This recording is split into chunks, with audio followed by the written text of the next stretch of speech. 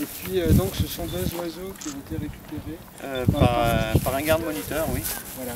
C'était au mois de début août, me semble-t-il. Ouais, quelque chose comme ça. C'était Régis Jordana qui les a Après une récupérés. tempête. Après les orages du mois d'août. Ouais, voilà. Hein. Donc c'était au juillet, août, etc. Donc un nid qui a été secoué qui a été secoué.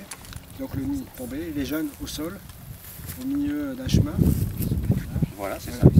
Donc il faisait du stop. Non, je plaisante. Et donc récupéré, et le parc a sollicité. Voilà, je crois que le garde les a descendus jusqu'à Cap Gaillard, Col Bayard. Col Bayard. Col Bayard. On fait comme d'habitude, chacun fait la moitié du chemin. Voilà, et puis j'ai récupéré.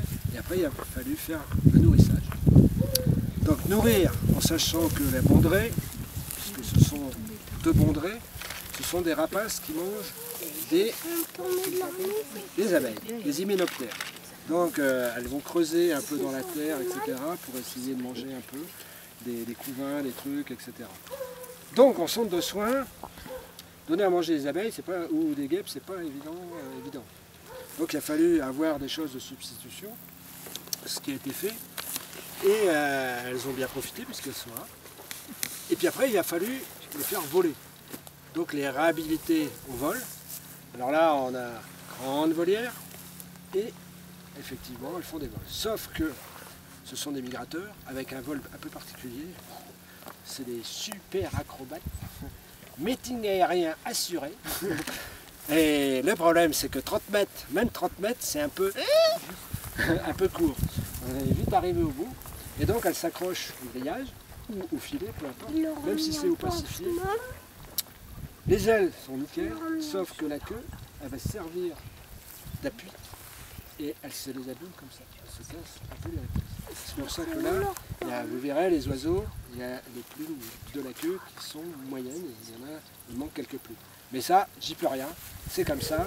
Alors que l'autre oiseau fera à la fin, le troisième, c'est un milan noir, un jeune, qui a été élevé aussi, migrateur, parce qu'en principe tout devrait repartir dans la nature, hein, tout devrait repartir en Afrique, là, très rapidement.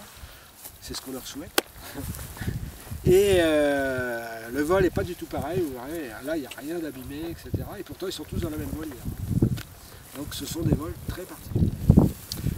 Alors, moi je vais parler 30 secondes des formes un peu d'oiseaux. Et après, si tu veux parler de la migration que vous suivez avec les spots comme ça, hein, oui. Voilà. Donc on a des oiseaux que l'on connaît plus ou moins.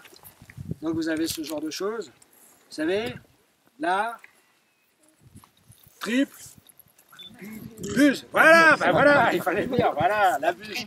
Ben voilà. Et donc celle-là, elle est reconnaissable parce qu'elle a une grosse tête, etc. Un cœur un peu massif, etc. Elle va se poser, elle va miauler. Après, on a un autre oiseau qui est l'accipitaire. Un accipitaire, c'est un épervier. Lui, c'est un mangeur d'oiseaux. Donc, on voit déjà des ailes un peu pointues, une queue un peu longue. C'est ce qui va lui permettre de passer très vite entre les arbres et notamment d'aller taper dans les mangeoires. Là où effectivement tout le monde fait les restos du cœur pour les petits oiseaux. Lui, il arrive tout vite. Paf, pim, boum, hop, terminé. On n'a plus rien. Après, on a un autre, excusez-moi. Tomber rapidement.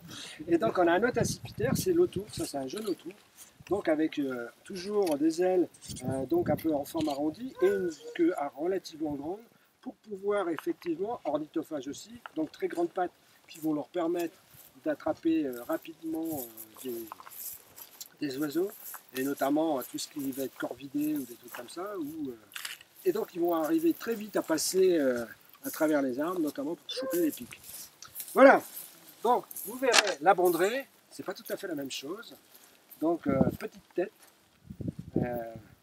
une envergure moyenne, et souvent on les voit, on dit, ouais, il est bon.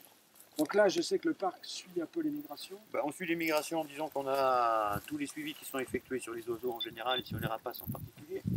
Donc, que ce soit les aigles, les vautours, les gypaètes et autres.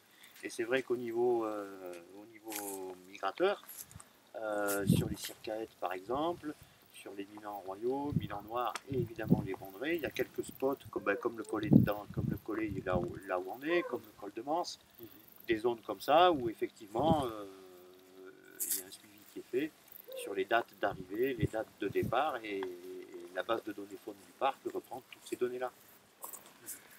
Voilà, c'est les suivis généraux qu'on fait sur les photos dans le parc. Et on est dans la période de migration. On est complètement dans la période de migration, ce qui tombe bien, parce que je crois bien que c'est pour ça que Michel a choisi cette étape pour la relâcher. Voilà. On a un peu réfléchi. Ouais, on a En se essayé disant que c'était les trains, ça correspondait un peu à l'horaire du train. Voilà. Donc, si on veut qu'elles aient des chances de suivre leurs copines, autant les relâcher dans cette période-là. Voilà. En plus, comme il fait chaud aujourd'hui, je pense que le vol, ça doit aller pas mal. Voilà, un peu de vent, un peu de thermique. Un peu de thermique, ça doit bien faire, quoi. Ça devrait faire. Donc on va passer maintenant au grand film, c'est-à-dire les oiseaux. Donc, je vais attraper les oiseaux. Alors là, il va falloir manipuler.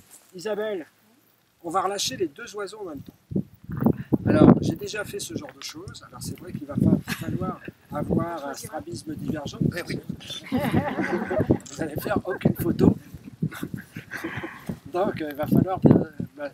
Mais j'ai fait ce genre de choses. Et c'est vrai que lorsque vous avez les deux oiseaux qui partent en même temps, c'est très beau. C'est vraiment très joli. On voit les mains comme ça. Et on voit les oiseaux tous les deux. Et pour permettre aussi qu'elles se voient en même temps, et qu'ils puissent se suivre. Donc Isabelle va relâcher pour le son. Donc je te mets les petits gants de cérémonie. Donc je vais vous les donner. Allez, Ouais, Pour mettre les gants, parce qu'ils peuvent leur faire mal. voilà, moi j'ai préparé mon truc. Allez, on va essayer de faire quelque chose de chouette. Maintenant, je prépare tout comme ça. Parce qu'elles sont assez vindicatives, elles veulent repartir. Elles sont jeunes, hein? Ouais, mais ouais, elles sont pas des vieux briscards comme moi. Là. Comme nous. D'un moment, ouais. Allez, hop, oui. Donc, on va essayer une après l'autre. Je vais vous les sortir.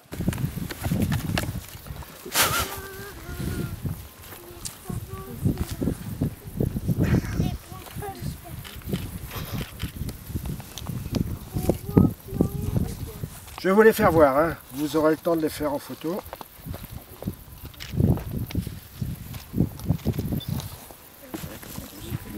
Ah ben heureusement, hein, ça fait pour. Hein.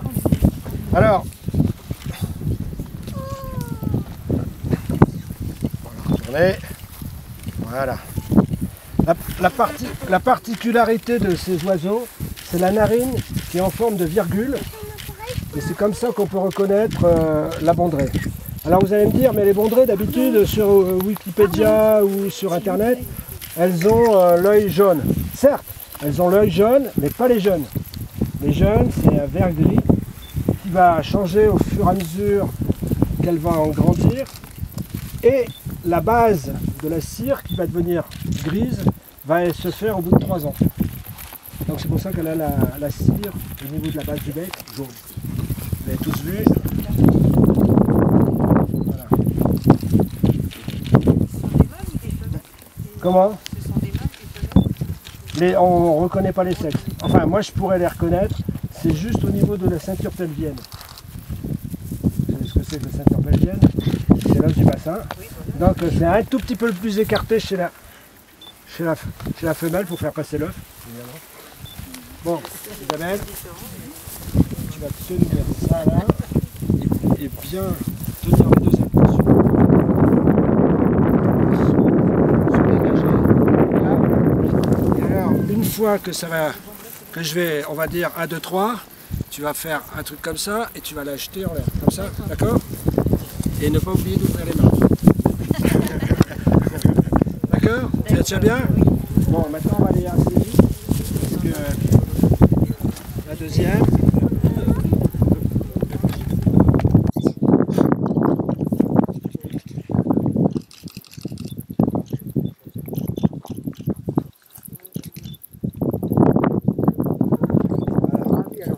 Pareil, bien tenir, les deux ailes. Vous mettez comme la coque parce que sinon ça va pas faire. Voilà. Là-bas, il faut regarder devant. Et alors Quand on la jette, et on ouvre les mains. ouais. Devant, il faut regarder. Elle me regarde moi. Alors on va compter à 3. 1, 2, 3.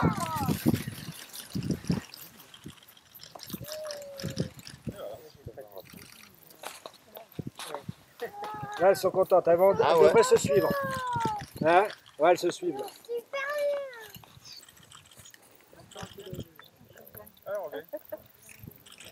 L'Afrique, c'est là-bas. Plein sud. Ah, c'est un super beau balai là. Ah ouais, elles se suivent. Hein. Ah ouais, elles se suivent. C'est pour ça qu'il fallait les lâcher ensemble. Elles s'attendent. Ah ouais, c'est bien ça. Ça y est, elles sont en train de prendre un bout de thermique là. Ce genre de choses. Et donc du coup, je suis à côté de Fabrice Nicolino, il y a Jean-Michel Bertrand, il y a Émilie Loiseau, il y a Pierre Rabhi, etc.